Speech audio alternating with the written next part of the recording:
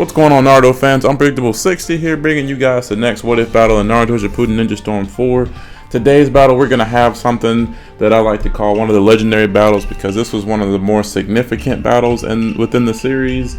Now, in the series, we saw Guy Sensei versus Madara. Madara being the 6th path form. We're going to have Rock Lee versus Obito in his 6th path form. And the reason I wanted to do this was because what if the situation was different? What if Rock Lee was in Might Guy's shoes and was sacrificing himself to try and save the ninja world against Obito?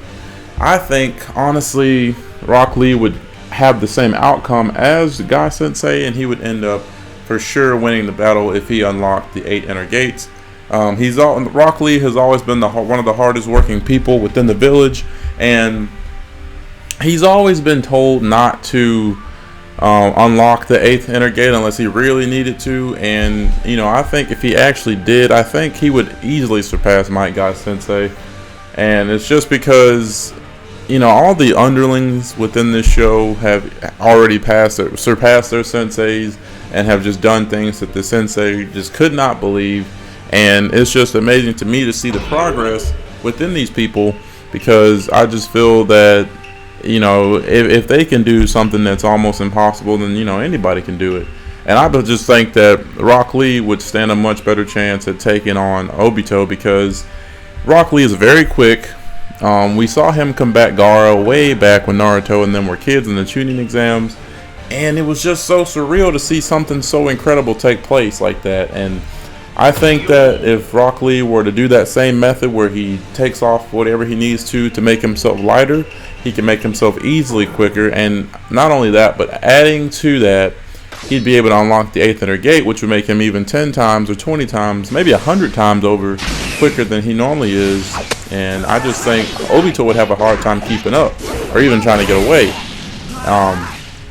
But let me know what you guys think in the comment section, because I'd like to see your guys' thoughts on these battles as well.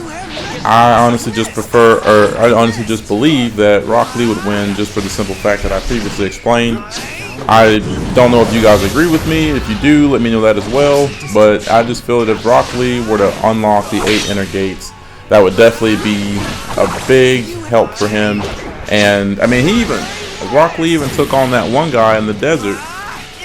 I don't know if you guys are big into fillers or not, but there was a fight where Rock Lee fought someone who was really strong, and the guy at first was more interested with fighting Neji, and Rock Lee just kept insisting that, you know, them two have a chance to fight, and the guy was just finally like, okay, fine, we can fight, we can do this.